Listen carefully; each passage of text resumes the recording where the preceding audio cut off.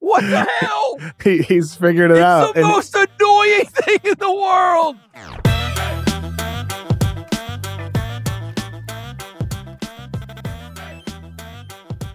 The Houston Rockets. Speaking of win streaks, I got a six-gamer. Way up. Rocketing up. 34-point drubbing of the Lakers, wire to wire. Beat the Nuggets. And earlier, we talked about, God, what a blessing from heaven it was for Maxey to get the opportunity because of something that did not take place with James Harden. You cannot watch the Rockets, and I heard my buddy Tim McMahon mention this, and not think about how sometimes, like we were saying earlier, some of God's greatest gifts are unanswered prayers. Brook Lopez left him at the altar. They thought they were getting Brook Lopez. That was a rumor for 6 months. And then it came down to free agency, and then Brook ended up re-signing with Milwaukee and staying with Giannis. But Houston, everybody at Houston, everybody knew they wanted him, and everybody knew that that's probably what was going to happen in the offseason.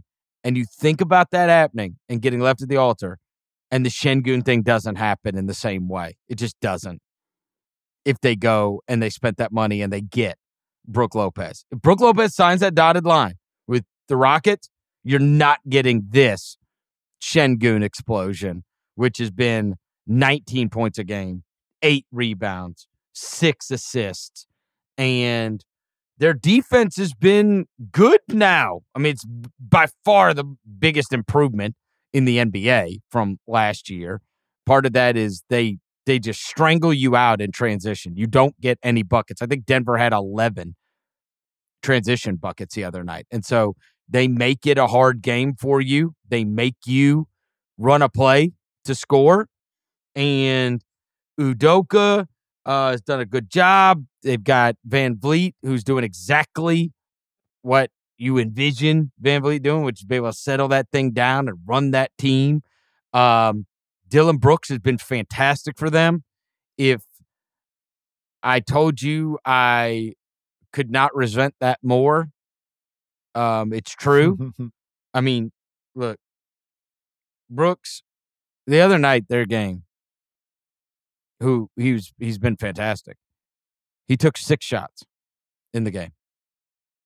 I mean, when I tell you on my local show, there wasn't a day that went by I would say either make more or shoot less. That's all I ask. And now he's doing both. That's all I ask. That's all I ask. That's all. That's all I ask.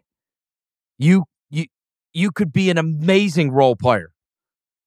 Make more or shoot less. And it's everything I always wanted him to be. And it's happening in Houston, and it drives me crazy. He took 6 shots the other night in their last win. Do you know how many times he took 6 shots with the Grizzlies? It happened 3 times last season. The year before, it happened 1 time.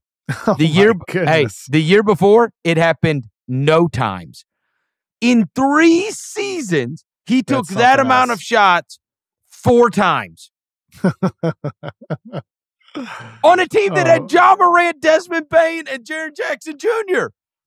He had a wake-up call clearly this offseason to adapt to this role, to shoot less and make more. His shot selection has been really great. He's a great role player. He always could have been a great role player. I know.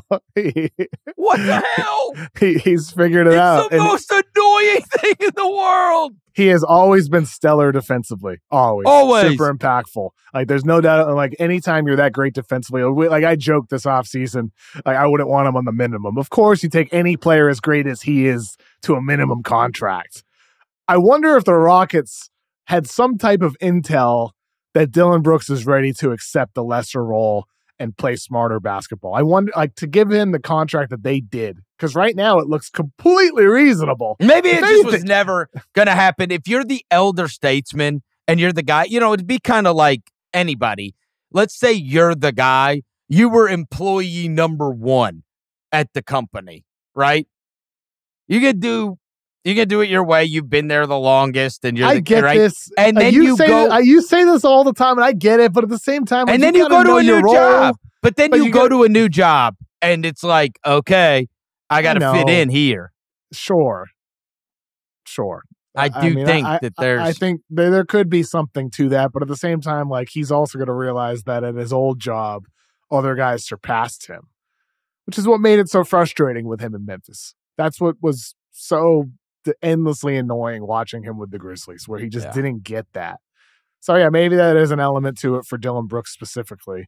And I'm glad he does get it, because it's turning into great team basketball by the Rockets. Their defense, like with guys like Jayshawn Tate coming off the bench, Tari Eason very good. Jeff Green was great the other night. Şengün has been really rock solid defensively. That's been the weakness for him in past years. We always knew that dude could pass and play make and rebound and all that, but defensively, he's been very good protecting the basket on top of everything else. I'll tell you this, my producer, John Roser, who is he calls the Memphis Hustle games. They played the Rio Grande Valley Vipers over the weekend, and I mean, the text he was sending me, he's like, oh my God, Cam Whitmore. Yeah. He played 2 games over the weekend. I mean, big time in both. Whitmore is just like a different caliber of athlete than what's there on regular occasion, and like he's a possible special talent too. And so I don't think this Rockets thing is like an early season swoon. I think they're good. I do. I think they're good. I don't think it's just. I think that Ime's got them playing. There's a lot of things they do that I think can be replicated, and I think there's a reasonable chance they're like a big surprise team this year. They got good players. They got good players, and they play hard, and they defend. And they've got kind of like an edge to them now. Well, that comes from Udoka, comes from Brooks, Van Vliet, all those guys. But of those, you say they're not a fluke. I agree with you. Of the teams in the West right now, Denver's the 1 seed, Dallas is the 2, and then Minnesota, Houston, OKC. That's your top 5, followed by more of these teams that have been there: the Warriors, Lakers, Kings, Suns, and then Pelicans are currently the 10. Of those 3 big surprises, Minnesota, Houston, and I mean, OKC is not really a big surprise, but they're a younger team. Of those 3 teams, Minnesota, Houston, OKC, do you think all of those 3 stay in the top 6 with a guaranteed playoff spot? 2 of the 3? 1 of the 3? I'd say Minnesota's a for sure thing. They're the only for sure thing. And then of Houston and OKC, they're kind of on that bubble for a guaranteed spot with the top 6.